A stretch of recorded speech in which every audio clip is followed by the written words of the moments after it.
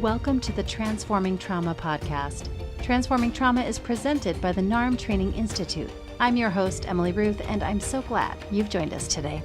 Hi, Transforming Trauma listeners. We're thrilled to share with you that the new NARM book is coming out on July 26th. The Practical Guide for Healing Developmental Trauma Using the Neuroaffective Relational Model to Address Adverse Childhood Experiences and Resolve Complex Trauma is written by our very own NARM creator, Dr. Laurence Heller, and NARM senior trainer, Brad Kammer.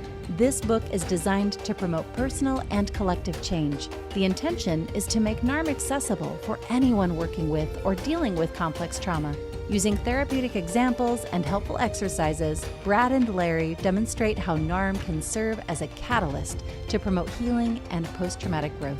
Whether you are a mental health or other helping professional, or simply interested in personal growth, we hope you will find this book useful in your professional work and personal healing. The Practical Guide for Healing Developmental Trauma is available for pre-order now on Amazon and other online book retailers. Please visit narmtraining.com/books to stay up to date on the latest news, promotions, and giveaways. And now for our interview. Today, we will hear a conversation between Dr. Stephen Porges, originator of the Polyvagal Theory, and Dr. Laurence Heller, creator of the Neuroaffective Relational Model, as they discuss how our physiological state impacts how we perceive and interact in the world on a profound level. Dr. Stephen Porges, PhD, is a distinguished university scientist at Indiana University and the founding director of the Traumatic Stress Research Consortium in the Kinsey Institute. He is professor of psychiatry at the University of North Carolina and served as president of the Society for Psychophysiological Research and the Federation of Associations in Behavioral and Brain Sciences. The Polyvagal Theory emphasizes the importance of physiological state in the expression of behavioral, mental, and health problems related to traumatic experiences. He is the author of several books you'll find in the show notes and is the creator of the music-based intervention, the Safe and Sound Protocol, which is currently used to reduce hearing sensitivities, improve spontaneous social engagement, language processing, and state regulation. Please enjoy this conversation with Dr. Stephen Porges and Dr. Laurence Heller. I'm so happy to be sitting here with Dr. Stephen Porges and Dr. Larry Heller. Thank you both for taking the time to be with us here on Transforming Trauma. Thank you. Yeah, thanks, Emily. Yeah. And as we do on this podcast, if it works for both of you, I'd like to begin by posing the question like we often do in a NARM session, and that is asking you both to consider what is it that you would like listeners to get out of our conversation today? And Larry, I'll let you take the lead from here. Well, as I mentioned to Steve before we started recording, I've been a fan of his. His work has helped me to understand on a physiological level some of the things that I was already doing. So I'd like to talk more about that. I'm curious about current projects and research that you might be doing. And other than that, I haven't thought forward what I might want to get out of the session or want the people who are listening to get from this. But I'm assuming that it'll be a friendly and interesting conversation and look forward. Well, thank you. I tend to agree that the fluidity of the interaction is where the gifts come from, that we'll learn from each other. My basic take home is for people to understand that their physiological state, what their body is doing, impacts on they perceive and interact in the world. It interacts on a very profound level because we literally are broadcasting our physiological state to those with whom we interact. So if our body's in a state of threat and we're highly mobilized, people around us are getting those signals, and they may not be so welcoming to us, even though our intentionality is to be welcomed and to attract and to support. So part of our dialogue will be this disconnect between our perceived or subjective intentions and what we are really doing. When you mentioned something before we started recording, Steve, that was very reminiscent of the first title of my last book, which came out as Healing Developmental Trauma, but the first title was Connection, Our Deepest Desire and Greatest Fear. And that has to do with what we talk about as the core dilemma. Well, let's start with actually deconstructing it from, let's say, a polyvagal perspective. Okay. And the answer is connection is our biological imperative. It's embedded in our genetic makeup. We want to engage. So in a sense, in the purity of being a human, it's not a conflict. It's not a dilemma. The dilemma occurs that through accessibility, we become vulnerable and we become injured. And then we retune our nervous system to be defensive of others who try to engage us. And that retuning of the nervous system doesn't always alert the intentional mind. So we still may think we want to be held, But then when someone comes and holds us, our bodies react and we pull away, sending a cue that we don't want to be held. That's very consistent. Again, the not wanting to connect is a learned response, is the way I talk about it. And of course, there's a great deal of the body as well as the psychology that's involved in that. And so I think pretty much we're on the same page there. Yeah. I would like to kind of emphasize it's learned, but when we use the word learning, we live in a cognitive centric, cortical centric world. So when people say you learned it, we say, I don't want to learn it. I want to unlearn it. But it may be very difficult because it's learning within the body. It's like classical conditioning. It's like a conditioned reflex. Our body reacts through prior history, and the body has learned, and it doesn't always map into our intentions. Well, part of in the NARM model is that history, we carry history with us in the form of the adaptations that we've made to difficult circumstances. So again, I think we have a slightly different language, but I think we're Yeah. pointing in the same direction. Well, I think language, basically language is both helpful to us, but it also puts us into categories. So I always like to swing down to really where you're going. There's an intuition there, and that we may have different languages to describe that intuition, but we are basically intuiting and experiencing the world in a very similar way. And that's a good sign for our interaction. Part of one of the things that I wanted to pass this by you is something I read that you had written, but I don't even remember which book or when it was, and I may even misremember it, so you can correct me. But one of the things that I talk about in my trainings, and I did this before I read your book, but it has to do with the importance for therapists of being open and being present. And the more, and tends to be a very strong tendency among therapists, the more they start to effort, the less present they become. And then I read your take on that using the polyvagal theory, and it seemed to support that point of view. Yeah, well, it's in total accord with what you're saying. And I often talk about caregiving as a bad word or health care because it basically makes it appear in our language that we are giving something to the other. Our nervous systems really like the interaction. So if you think about a mother comforting her baby and then the baby cuddling and conforming to her body, then you start seeing the bidirectionality of that interaction. And I think all levels of human interaction have a bidirectionality. They're a co-regulatory strategy. And I think this notion of fixing things by giving people either words or tools doesn't quite work. We treat everything as if we basically have grown up in a world that thinks in terms of giving medicine, doing surgery to fix things that aren't good, and has a learning model that you basically shove information down the brain and then the brain will deal with it. It's a little bit more nuance that our nervous system on both a learning level and on a health level needs to feel safe in the context in which it is in.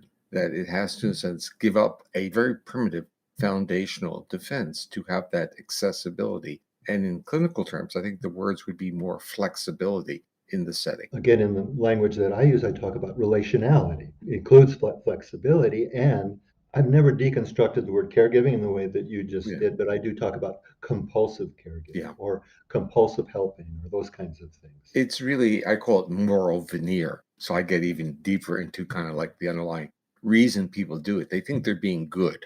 And the issue is you think you're being good without understanding the impact of what you're doing. So yes, you're a good person, but understand you're broadcasting cues that are not helpful. And it's very difficult for people to reframe their effort as something that could be injurious to someone else, even though that effort is motivated by doing good. Yeah, well, again, I think that people think that they're doing good, but often they're involved in a certain kind of enactment or reenactment of some of their own dynamics when they're acting compulsively. Well, you see, we can just start off by saying, and this is what I often say, we're a traumatized species. That's our history. We're transgenerationally traumatized. And our journey to a type of normalcy is, can we get back into our body and can we feel the states that we're in? So can we be informed that when our physiology is in a state of threat, that we're not present with other people, we're broadcasting cues of separation and not connection. And I certainly see and understand that perspective. I do bring in some of the attachment relational dynamics and what we learn through in adapting to connection failures very early on in life. That's what I mean in terms of what we have a tendency to carry forward, not just on a cognitive level, but on an emotional level and on a physiological level too. Yeah, so the issue is not, from my perspective, is not to separate those domains. They're all part of the same. So the physiological level is the platform for what we call emotionality or affect. And that affects literally modulates or mediates what cognitions we can have. So if your body can have at that moment, if your body is in a state of threat and mobilized, your range of emotion, your range of communication of emotion to others is limited and biased towards the negative. So it's like this is an integrated package. And how can we literally stop it at a moment so we can appraise it? And I think that's part of the goals of therapy. It's not to evaluate it, it's to truly experience it. And when I'm listening to you, when you're saying about history and learning, I'm in total accord, agreeing with you. I'm just concerned that when we use certain words, we start to place responsibility, that if I've learned something, I now have the responsibility of unlearning it. If I see that the learning has retuned my nervous system, and that retuned nervous system then reaches and develops a personal narrative that supports being in states of threat, I'm locked out to the world. Right. So I have to stop justifying and using the narrative. I have to still get back into my body and understand those feelings, respect them. And I guess in the contemporary therapeutic world, we talk about self-compassion, self-care, but really it's self-awareness of where we are. Yeah, I certainly agree with that too, because there's a duality that's created when we talk about self-compassion and self-care. Who's taking care of whom in that Yeah, duality? yeah. But the duality becomes even an interesting term to use because we talk about co-regulation, and this becomes literally the structure underneath of which attachment is really based. It's that bidirectionality between individuals in which one individual supports the physiological homeostatic characteristics of the other, meaning making you feel safe so your body doesn't have to be locked in that metabolically costly state of defense. But there's also, you can even push the model and say there's a co regulation between our conscious brain and our body. Mhm. And that co regulation, you need to become aware of it and respectful of it. And that is when we say self regulation, which was the term I functionally grew up with. And this is the term that most of us, that you need to regulate yourself. And what that ends up doing is making people numb to their body. It's the body screaming at them with feedback. And you're saying, I'm not going to listen to that feedback because I can self regulate, I can control my behavior. And this creates, is as part of the pathologies, or let's say the uniquenesses of modern day society, in which we have people in bodies that they don't feel. And by not feeling their own body, they're projecting not cues of safety and inclusion and accessibility to others. They're broadcasting evaluation and dismissiveness and marginalization. So now that I've got you here, I have a question that I've always wanted to ask you. You brought up transgenerational trauma, and that was kind of on my list of things that I wanted to get your point of view on, as well as just generally, how do you see trauma being communicated transgenerationally? So that would be my first question. Well, all we need to do is, as I say, stand still for a moment. Don't look at ourselves in the mirror, just look at the world and we're seeing. If you see the world without evaluation and you start understanding, you start asking really big questions. Why are people treating others the way they're treating them? Why is this going on? Because our biological imperative is that we need to connect. So why, in a sense, kill those that you need to connect with? Why marginalize? Why humiliate? Why send threat cues to others that you need to communicate with? And now you go back and ask the question, tell me about the history of humanity. Okay. And the history of humanity was always about defense. It was always about threat. And then it really wasn't always about safety. See, this is where I think polyvagal theory comes in. It makes this big separation between the removal of cues of threat and the production of cues of safety. Our evolutionary history, our phylogenetic journey, is all about cues of safety to turn off threat reactions, to actually have an antidote to threat reactions. Our cognitive brain has said, okay, threat's bad, so we don't need threat. Let's get rid of threat. It didn't acknowledge that that was just the beginning point. We need cues of safety. So let's even talk about the pandemic. Let's say the vaccine reduces threat, but does it create safety? No. Does removal of nuclear arms remove threat? Yes. Does it create safety? No. So we haven't gotten to that next step, and that is this true respect that our nervous system, actually requires cues of safety. We know this when we have a baby. We know this when we have a puppy. We know that cues of safety are critical. But when we kind of get a little bit older, we become intellectual and we become building a different model. And we have lost contact with what it is to be a human. Cues of safety is that portal to enable others to become accessible and for us to be accessible to others. And so, in terms of your work, then, working with people who have experienced trauma, how do you, in your approach, begin to address that? Well, I fortunately can literally tap out of that question because I'm not a therapist. You see, this is now where I can wax and wane about the philosophy and the science. If I were to, as it's morph into a therapist perspective, I would start by saying it's tough. And when people have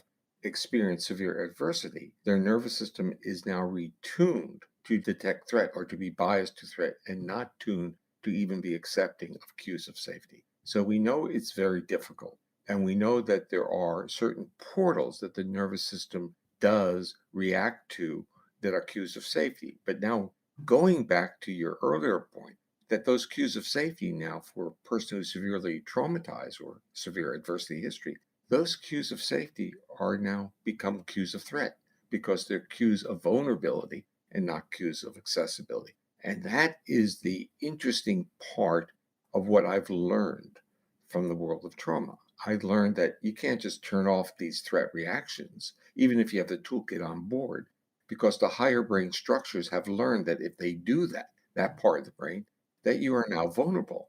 And now you have functionally an apt reaction. You'll react to that. So the example is intonation of voice, like which calms a baby and gets your puppy to come close to you. You do this to a person with a severe traumatic history, a trauma history. They initially may become, oh, and then their body goes into that state of accessibility. But to a person who has a trauma history, feelings of accessibility are feelings of vulnerability. And now you get this massive reaction of trying to get out of that place. Yeah, and along with what you're saying, I can't tell you how many times in the course of a session, I'm not in private practice any longer, but I was for 40 years, but I still do demos in groups. And it comes up again and again is that at a certain point when I'm working with somebody, they'll look up at me and they'll say, I see you're not judging me. And they'll take a deep breath and they'll settle more into or it's already started, but it's part of that growing awareness that they're shifting the cue, the imagined judgment that they had before, Yeah. in terms of just exactly what you were talking about, and it changes. So many people, okay, so there are all these different flavors of therapy, but they have some common features, and that is this notion of presence and support. I like to use this term being a good witness. And I think that it's not merely that of a therapist, but it's a human being. I don't think we have a sense of, I'm going to almost use another bad terminology. We haven't really learned to be good witnesses. That hasn't been fostered. So when we're a good witness, we have this sense of broadcasting our compassion to the other person's feelings, and we're not evaluating it. It's not the same as empathy, which is another sloppy word that gets floated through the therapeutic world, because from a science perspective, empathy is literally feeling the other person's feelings. So let's put us in the state where you're a therapist and you're empathic with a person telling their trauma history, and you start to cringe and you start to react. And what you're broadcasting to that survivor is that what they're telling you is hurting you. And this, of course, they don't want to do that. So they don't want to talk about it because it creates pain. But if you have this degree of compassion, this degree of support, of witnessing the other, then the person feels like they can express themselves. They're given their voice back. And that's what you're saying about that moment in therapy where the client says, I have my voice. I can be accessible without being vulnerable. Mhm.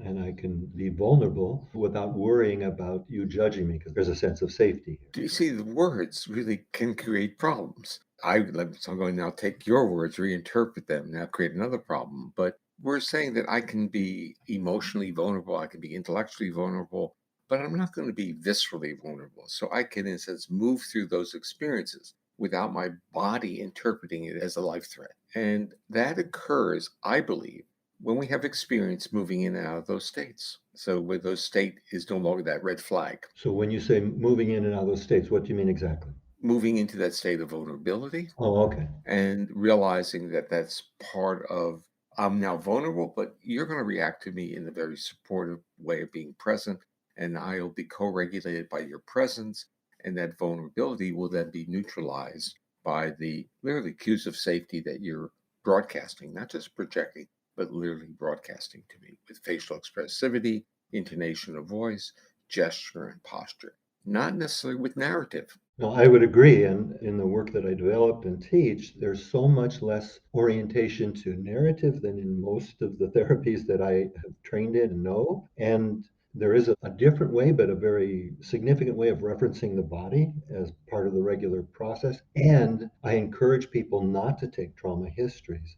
That's not the way to meet people, you know? Yeah, I resonate to what you're saying because the history becomes a narrative, and the narrative becomes a justification for being in a state of vulnerability or state of injury.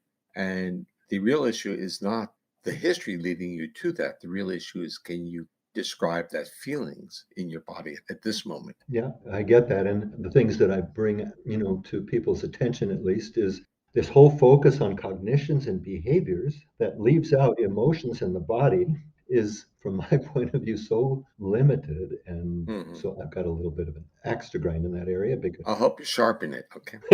okay, you do that. Well, the part is, it's kind of like when you're a parent. You think all behaviors are intentional that your children have. But when you were the child, you're being run by your visceral state. And, you feel tired, you feel cranky, you feel this way. The point we're making is that even when adults lose their physiological state, they become, as non-contingent in their behavior, they become oppositional. We tend not to respect the power that our bodily state basically imposes. I'm going to use the word imposes because it creates a platform upon which our behaviors can emerge. It's not necessarily causal, but it contributes. And if we're aware of it, we learn to navigate those bodily states so that when we, quote, start to lose our physiological regulation, we become more mobilized, more reactive. We're aware of it. And we say, well, if I'm in this state, what does that tell me? It tells me I'm going to overreact to people around me. I'm going to have a bias in how I see things. Maybe it's good for me to just leave and go for a walk. Let me start to monitor my own body and learn skills of calming my body. So I have a question that might take us to a different place in a certain way. Curious, are you familiar with Rachel Yehuda's work? One of the things that comes out of her work, obviously, then is that how her initial studies on women who were pregnant and directly exposed to 9/11, and then, they were diagnosed with PTSD, both by biological markers and by psychological, tests, and then having the infants of those mothers being born with the same biological markers as the mother. So, given her research and what she's done with Holocaust survivors after, since then, I'm just curious what your point of view is on that kind of trauma, the prenatal, for example. Well, you used a loaded word. Okay. You used the word biomarker, but it's a loaded term because people tend to think of it as a static or trait variable and not a state variable, Mhm. if we go back to earlier psychological conceptualizations. And in fact, so much of psychiatry was about looking for biological markers because then it could be pathologized and treated with pharmaceuticals. Polyvagal theory takes a very optimistic viewpoint. It says that often our nervous system gets retuned into a state of threat. It's not rewired, it's retuned. And this means that we can move into states of safety if the cues in the environment can support that. So what you're talking about is transgenerational retuning of a autonomic physiological state that is really in support of threat and defense. We then run into the question, so what do we do with clients who've experienced that? Well, you see, there are two things that would lead to totally different journeys. One, if you went to the notion of, quote, a biological marker, and people say, oh, well, it's epigenetic, I've retuned this system, and this is my destiny. Basically, it's a personal narrative of this is what you have to live with. Or you can say that this is a miraculous retuning of my system through the flexibility of the nervous system under states of duress. And given an environment that is supportive and patient and witnesses, the system may become less prevalent, and the system of spontaneous social engagement, the system of co-regulation, the system of trust and safety may start to emerge. It's a much more positive one. Well, I also hold a certain kind of optimism about these things because again, I think your point about biomarkers or biological markers is well taken, and it's just a snapshot in time as opposed to, and it's subject to change. We certainly share that. As a therapist, having been a therapist for most of my adult life, my focus is obviously clinical. And what I've seen is that with people with these earliest kinds of adverse experiences, changes is frightening. And as you pointed out, it takes some time. Excuse me for stopping you there, because you really made this important statement, and that is change is frightening because change violates expectancies, and our nervous system sees violation of expectancies as threat. And this is at a higher level. So predictability, regardless of how horrible it is predictability. And the nervous system kind of gravitates to that.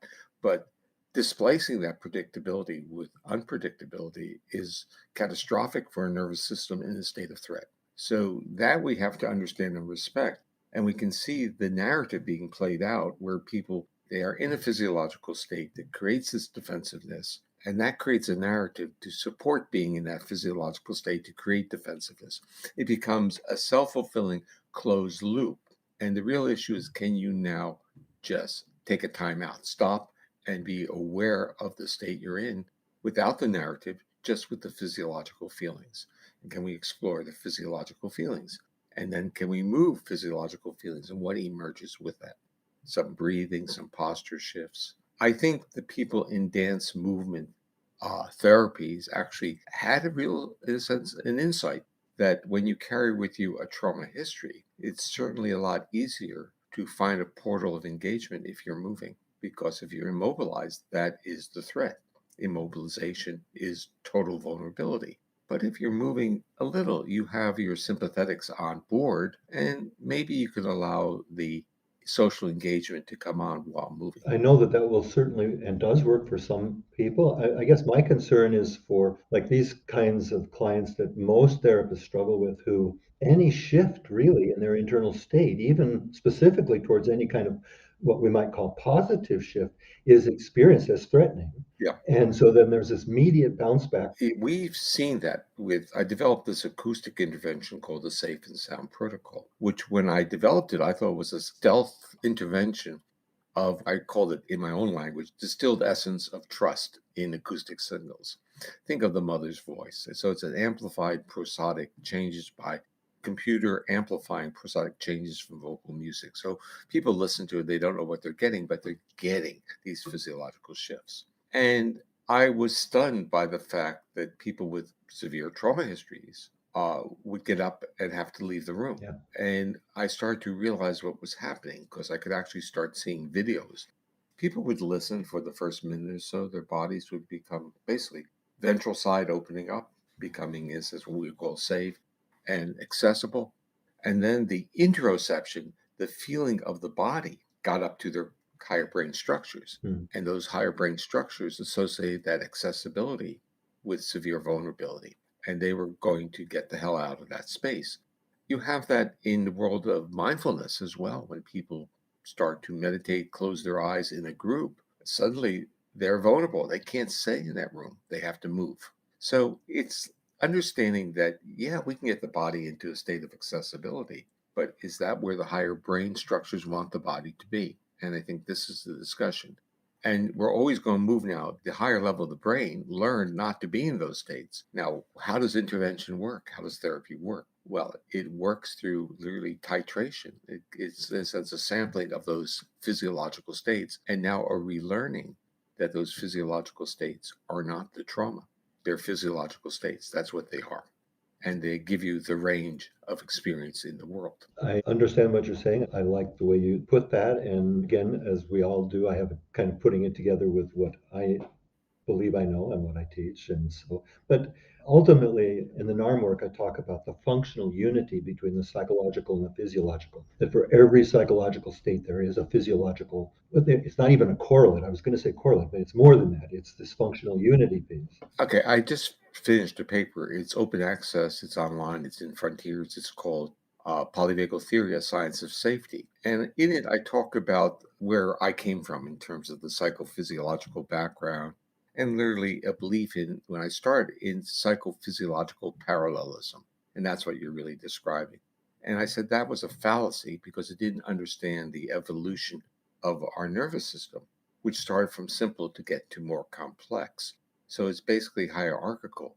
And so the brainstem area, which is really about regulating physiological state, is the substrate for all these higher cognitive and brain functions.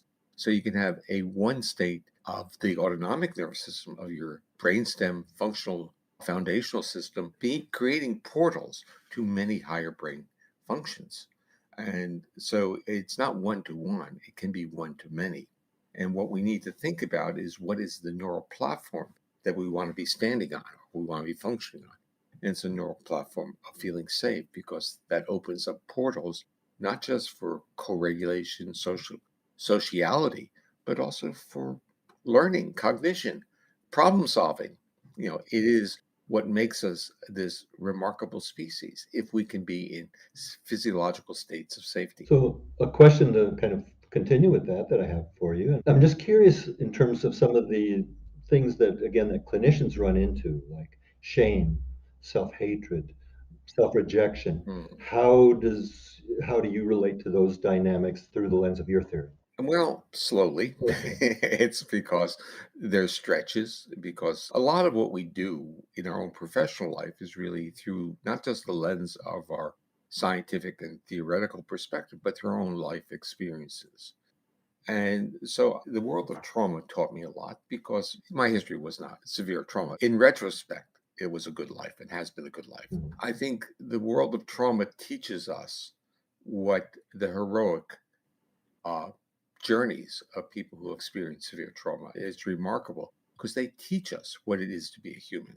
So these become the issues. The issue of shame, when we make that statement, the first thing that comes into my mind is where do you feel the shame? And if you say I feel it in my gut, I know what it is. It's subdiaphragmatic. It's going very much into a life threat reaction. So it gets linked to that.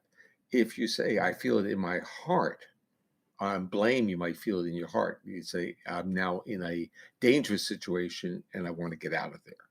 But when you feel it down in your gut, you want to disappear. Because it's really recruiting a very ancient defense system, which was immobilization, slowing down, basically almost hibernation. You're going to appear not to be alive. It's death feigning. And shame may trigger that in some people. So we have all these psychological words we use. And from my perspective, I want you to tell me where do you feel it? Then we can put it into the perspective. I tend to see it in people, in particular as more of a whole body response, as a kind of collapse response. But you see, it is a whole body, but collapse is this deafening subdiaphragmatic response. So it's really, yeah, what's driving the system? Is it get the hell out of there? Is it disappear? Or is it how are you, Larry? It's like your nervous system basically has three major circuits it can use. Now it can make hybrids. So like freeze becomes this kind of hybrid. You're not going to totally disappear because you could die. It's not physiologically viable to lower heart rate so much that you pass out. But if you get a little sympathetic tone, you can maintain upright position and space out. And that's in a sense what freeze is. It's a nuanced immobilization with less risk than the shutdown. And what is dissociation? Dissociation is another getting out of there, but it's another nuance. It's now utilizing even higher brain structures in navigating out of there. So, in a sense, dissociative or parts become ways that our body navigates through complex situations, reducing biological risk to having, in a sense, the more classic shutting down responses. And I think the clinicians are wondering out there, so, okay, that's really interesting and it makes sense. And what do we do about that? Okay, so the rubber hits the road with Yeah. these clinical questions. And what I've done is actually I've learned from clinicians. I've actually, when I talk at conferences, I just don't only talk. I often listen. And the issue is, what do you learn? You learn that people take this model and they say, well, they integrate in what they're doing in terms of their clinical package, what it is. And the issue is, polyvagal theory says respect physiological state. Let's just start with that. To respect it, be aware of it, understand that physiological state functions as a platform for different classes of emergent behaviors, and then understand that there are portals of regulating physiological state. There are cues of safety, but if you have a trauma history, cues of safety have to be titrated. So, like the Safe and Sound protocol, I developed a lot of, or let's say several. There are a couple hundred trauma therapists now using it. And what do? They start off by using it literally as an assessment. They let the person listen for a couple minutes and they ask, how do you feel? If they report no destabilization, they listen for more. And then if they get destabilization, they talk about what does that feel like? It's a journey of re-embodiment. And then they allow that nervous system of their clients to resolve. Sometimes it resolves almost immediately. Sometimes it takes days. So what they start learning, the body learns that it can engage that state over time and not be destabilized, as long as the therapist is attentive to the client and understands that the client is shifting states. And some of that shift is fine if they exhibit a degree of flexibility and resilience. If they become destabilized, that's part of a discussion and an understanding and a respect for. So when you're the therapists that who are using your work then have that kind of discussion, how does that discussion go? Well, the discussion goes slowly. The point is, because remember, for many people with complex trauma histories, feeling their body is something new to them or something that they haven't really wanted to visit. And so it becomes in itself destabilizing. And then it becomes a discussion of the feelings and what do the feelings mean. And that discussion through as a psychoeducational model allows the client to become more comfortable with the feelings without going into that personal narrative of what those feelings are associated with or why they should feel that way. So it's like re-exploring one's body, re-exploring feelings. And as long as we keep the narrative from reinforcing defensiveness, uh, the person progresses. But we've learned, or at least I've learned from the therapist, that for some clients, they can handle only a couple minutes a day or a couple minutes every other day. But what they reported back to me is that clients do benefit from it. And the issue now is the therapist interfacing with the client to go at the pace that the client's nervous system can handle. When I initially developed the intervention, there was a view that more was better. So you needed to, as power through it. And the metaphor that I used once I developed this was less is more, because the whole approach of the Safe and Sound protocol was the reduction of acoustic features in the music. It wasn't putting features in, it was taking stuff away. So it was allowing the nervous system to process the unique cues of engagement or safety and trust. And the part that we're learning is that for some people, it's a lot for them to handle. And it doesn't make them defective. It just means that their journey is a little bit slower. If I'm remembering correctly, but you use some of the acoustic work that you do with autistic children, is that correct? It started with autistic children.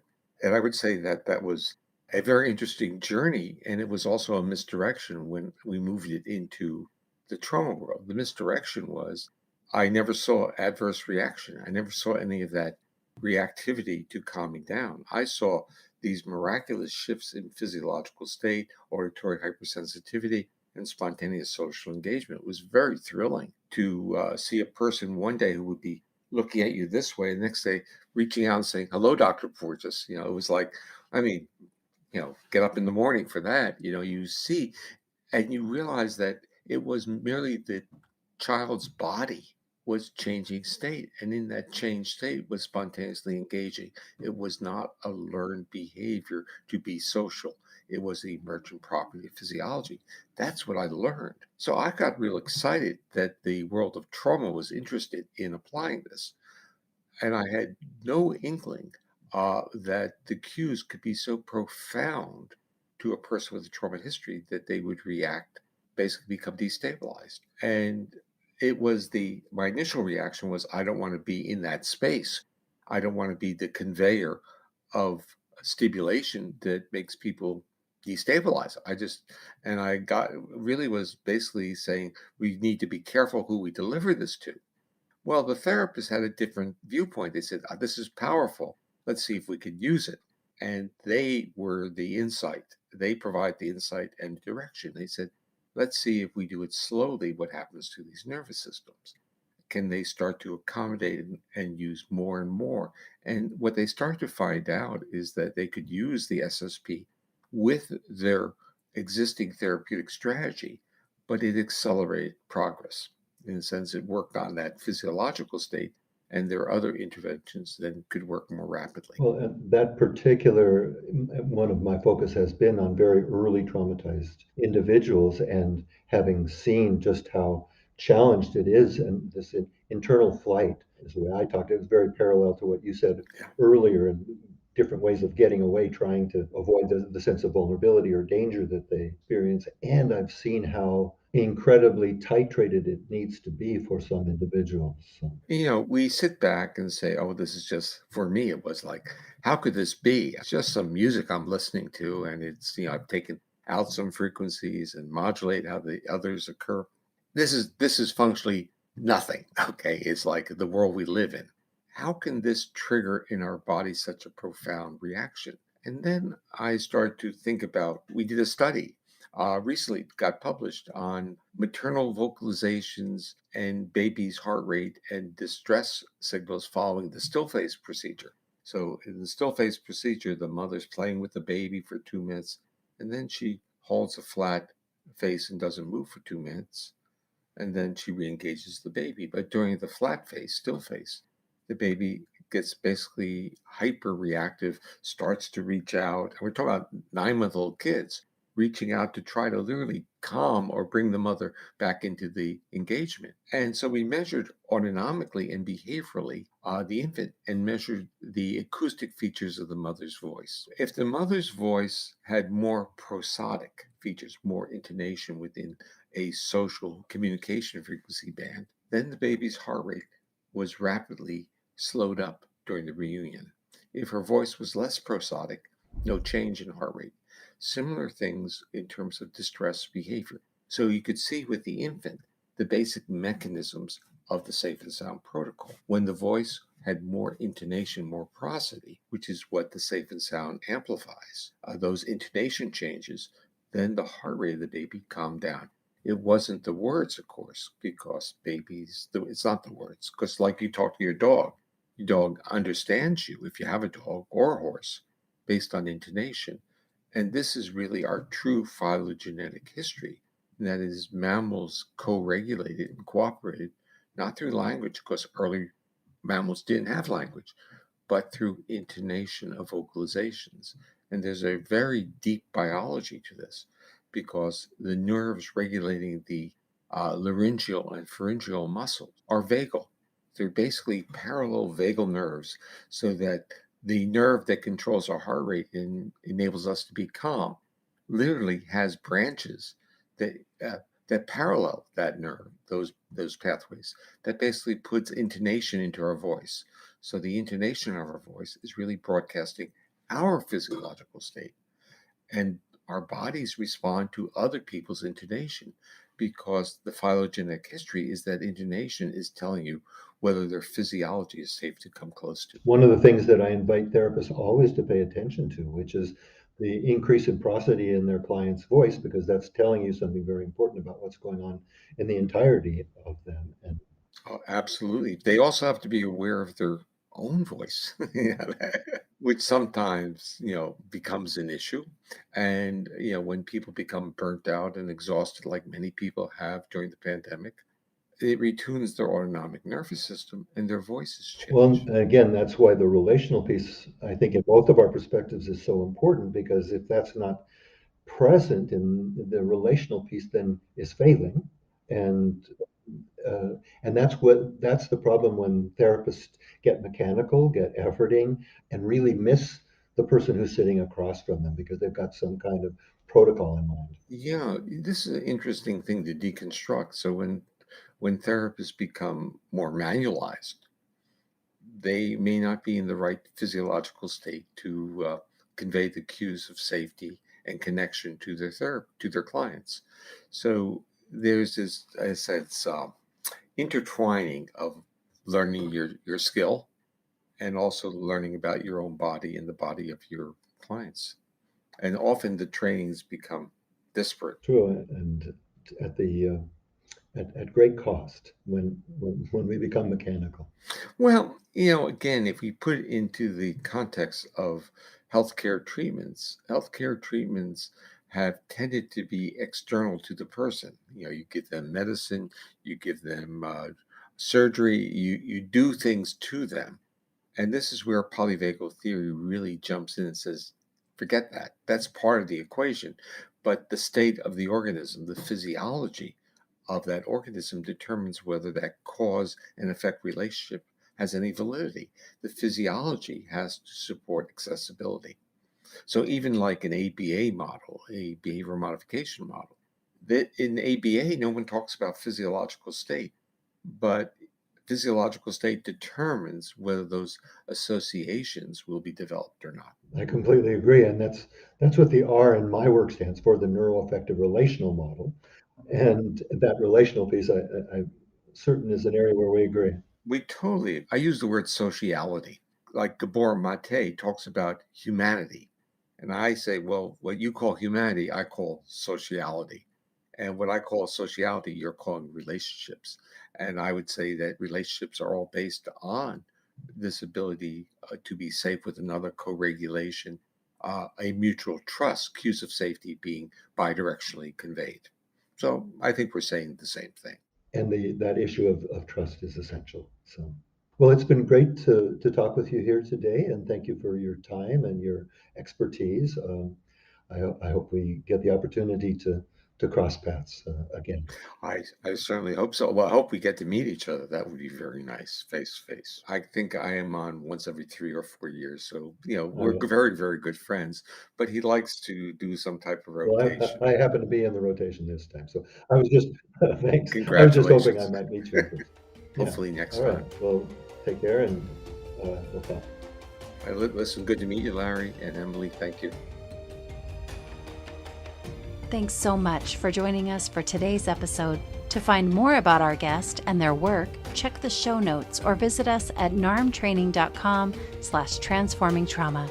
The practical guide for healing developmental trauma is available for pre-order now on Amazon and other online book retailers. Please visit narmtraining.com/books to stay up to date on the latest news, promotions, and giveaways.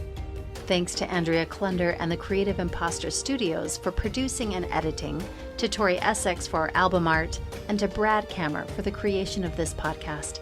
We look forward to building community, connection with you, and changing the world by transforming trauma.